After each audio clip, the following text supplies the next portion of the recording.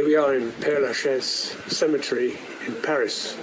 We're at the grave of Jim Morrison, and this week in the Gazebo show, we'll be talking about psychedelics, proper use, responsible use, dosage, frequency, and how to not overdo it, like Jim.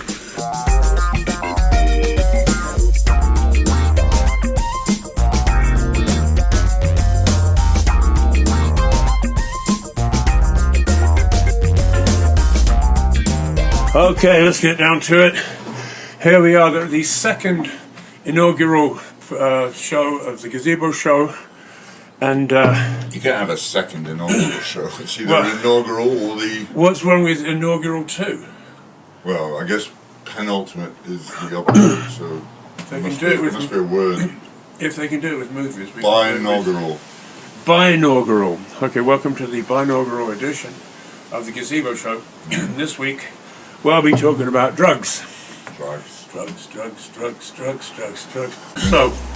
what do we think about drugs? Are they good or are they bad? Don't do them, kids. Or your brain will end up looking like a fried egg. Only dopes use dope. Mm-hmm. Well, let's start with some classifications. Mm-hmm. Smart drugs and dumb drugs. Yep.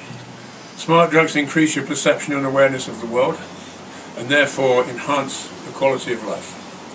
Dumb drugs decrease your perception and awareness of the world, and therefore degrade your quality of life. So let's start there. What do you think? I think it's ridiculous to classify drugs as dumb or smart, because they're not. They're not inanimate objects. They're inert. Well, I guess we're talking about the users, maybe. Fair enough. I tend to agree. But I also think it has a lot to do with your outlook. The way the drugs, they have different effect on different people for different reasons. Correct. I mean, when I was traveling in Southeast Asia, I smoked opium, and I actually smoked some heroin as well. But I knew the risks. I knew there was huge, enormous risk in that, and I was worried that I might get drawn into the whole thing. But it wasn't difficult for me to walk away. But because I went in with an attitude of I need to be strong enough to come out of this. I think if you have the right presence of mind. Yeah, I think if you have weaknesses within yourself, that those weaknesses are going to be amplified, especially with psychedelics. Mm-hmm. As I outline in my book, Confessions of an Ethical Drug Dealer, by Jimi Fritz, available at fine bookstores everywhere, and also at jimifritz.ca, I talk about the fact that I think that any drug can be used responsibly. Mm-hmm. Any drug. Yeah. It's the overuse and it's the misuse that creates the problems. And then there are issues like psychedelics are generally pretty good for people and they're generally very safe. But I mean, there are people that should never do psychedelics. Yes. People that are unstable psychology or mental issues, any tendency towards psychosis. Right. That will be amplified and that can kick you in, and that's a big problem. So some people shouldn't be doing certain drugs. Yes, and I think that it's often a misconception. For instance, Syd Barrett, who was the front man of Pink Floyd for their first album, and quite a flamboyant character. People often cite him as an example of someone who became deranged as a result of taking too much LSD. Whereas the fact of the matter is, he had problems beforehand. And the fact that he overindulged in LSD while he didn't have as sound a mind as he needed, that just exacerbated the problem, and he went down a hole. Right, but it was a pre-existing condition, basically, a pre-existing psychological weakness, which some people have. There are some people that will never have a problem with a psychedelic. I've never had an issue with a psychedelic. I never met a psychedelic I didn't like.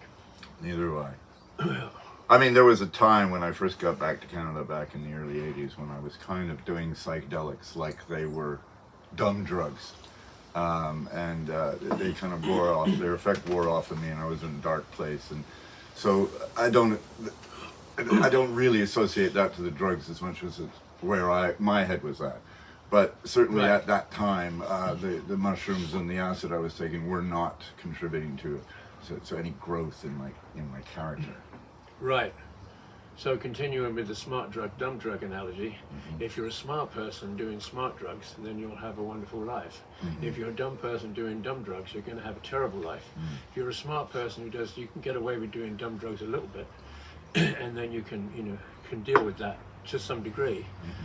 But if you're a dumb person and you do smart drugs, you might end up getting smarter, and you might end up being a smart person doing smart drugs. Yes. That's my entire thesis on drugs. Thank you. Excellent. Cheers.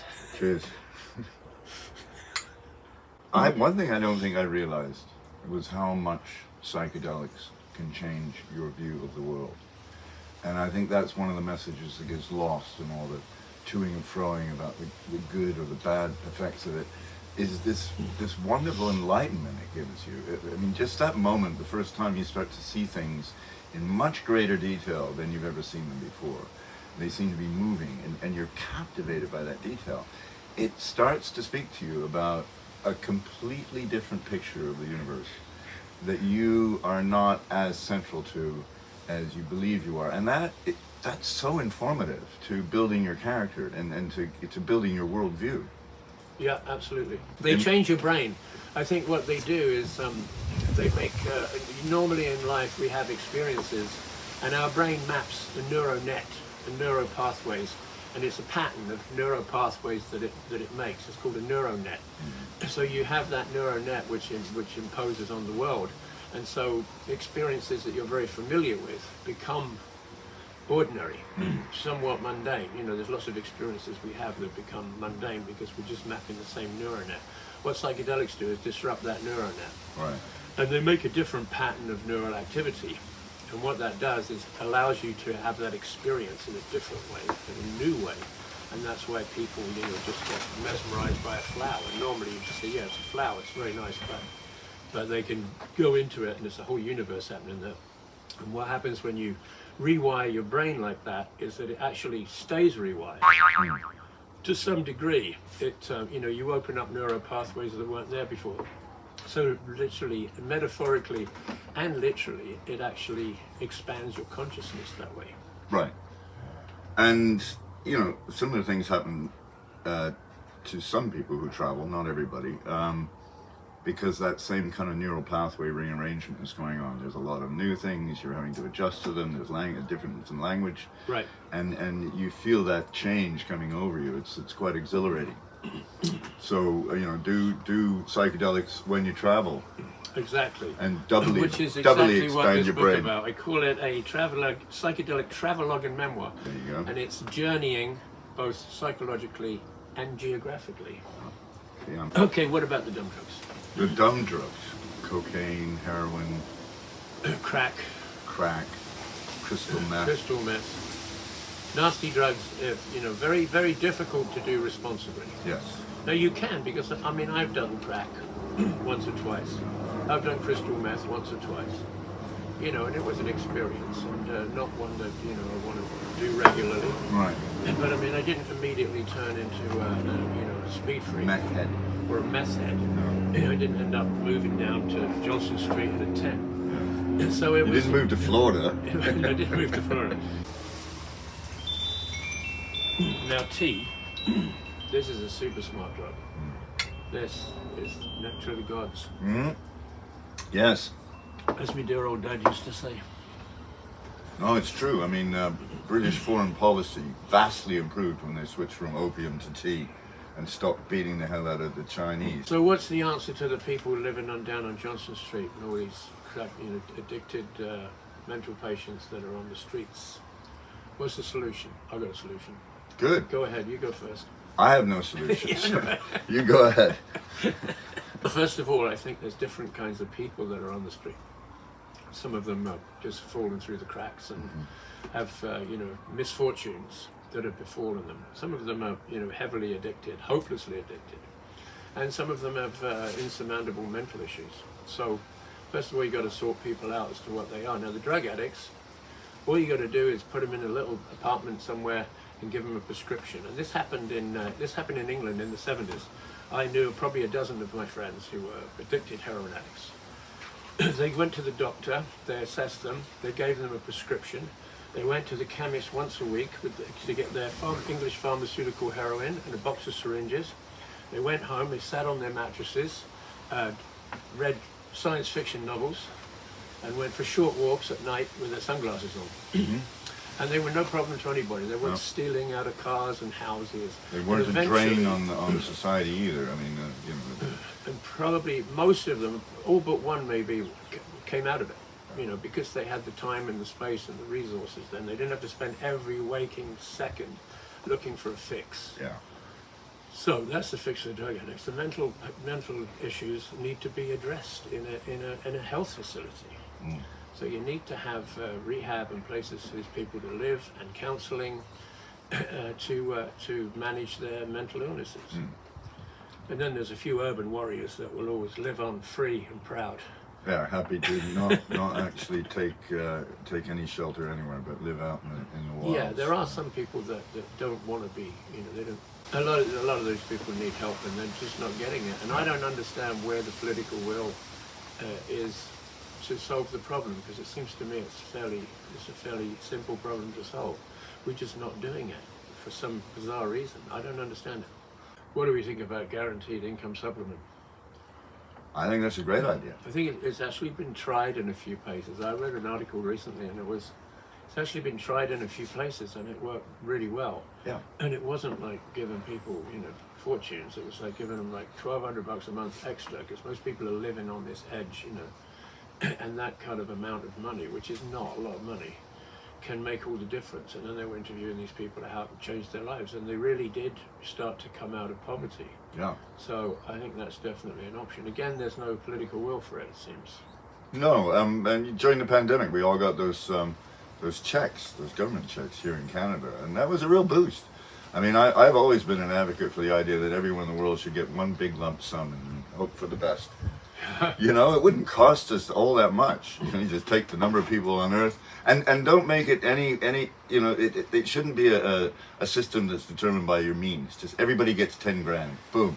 If you're rich enough that that's hardly a dent, so be it. For most people, that's a good enough sum of money to get them out of the shithole they're in. But should we be giving Elon Musk a 10 grand? Why not? 10 grand Well, handout? as soon as you start means testing, then you have an administrative nightmare on your hands that costs more than the whole process is worth. Well, lots of things are based on your income. I mean, that's for welfare and benefits and all that. So I know, but I'm saying you eliminate a huge administrative cost if you say, bang, if you're a human being, you get this 10 grand, no questions asked. You get that sharp shock into your finances of 10 grand. That's when you can turn your life around. You know, that's the sort of thing you need. I calculated how much it would cost months. I worked it all out and figured that, you know, the top 20 corporations in the world could easily cover that and not even lose any sleep. Yeah, they're not going to do that. No, of course not. It's a matter of principle with them. They're not going to do it. What do you think of this idea that you should pass a test, like a driving test, before you're allowed to do LSD? So in order to legalize LSD, this is an idea that's been bandied around here in BC, that, you know, one of the prerequisites to legalization would be this system of licensing. How would you do that? You'd spend Based on 3 what? days learning what the problem with psychedelics is, like what harm it could do to you, and test it to see if you actually can handle it. Yeah, they give you a small dose, and then, well, what if you turn out to be a loopy lunatic who shouldn't be given LSD? Well, that's a good test for find out pretty quick. If you're psychotic, if you have psychotic tendencies, or schizophrenic, or any of those bipolar or whatever, you shouldn't do LSD. That's rule number one. You just shouldn't not do it. Doesn't matter whether you're licensed or not. I think people are more likely to become more moral and ethical after an LSD experience, after they experience the eternal oneness of love, than not. So no, I'm not for legislating that kind of thing. And do you think back in the old Neanderthal days, they sat around the clown and the cave bear and ate magic mushrooms? Possibly, I don't know. What effect do you think that would have on a half-developed brain? Maybe that, you know, if you listen to Terence McKenna, he'll tell you that, you know, the stoned ape theory, right? Yes. He'll tell you that was the reason for our increase in brain size about 200,000 years ago. And it was because we did mushrooms, but, you know. There's no scientific basis for that. No. No. No. But it's more likely equally, to be, I mean, would you know, giving an ape a hit of acid also be a reckless thing to do. I mean, would the ape start screaming, running around? Probably wouldn't start, being profoundly philosophical. Probably wonder what the fuck's going wrong with him, right?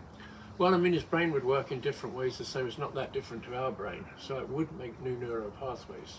But his impulses and his instincts around the whole world changing, we can have an objective perspective on that and say, okay, that's interesting.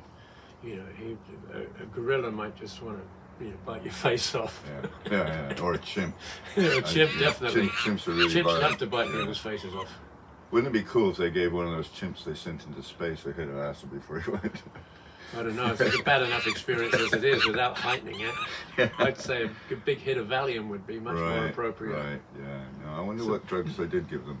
They probably did give him some benzos. I hope so. Benzodiazepines to calm him down. Otherwise, he'd just be screaming his head off, wouldn't it? Okay, so that's another edition of the Gazebo Show with Jimmy, Fritz, and Gorilla Billy.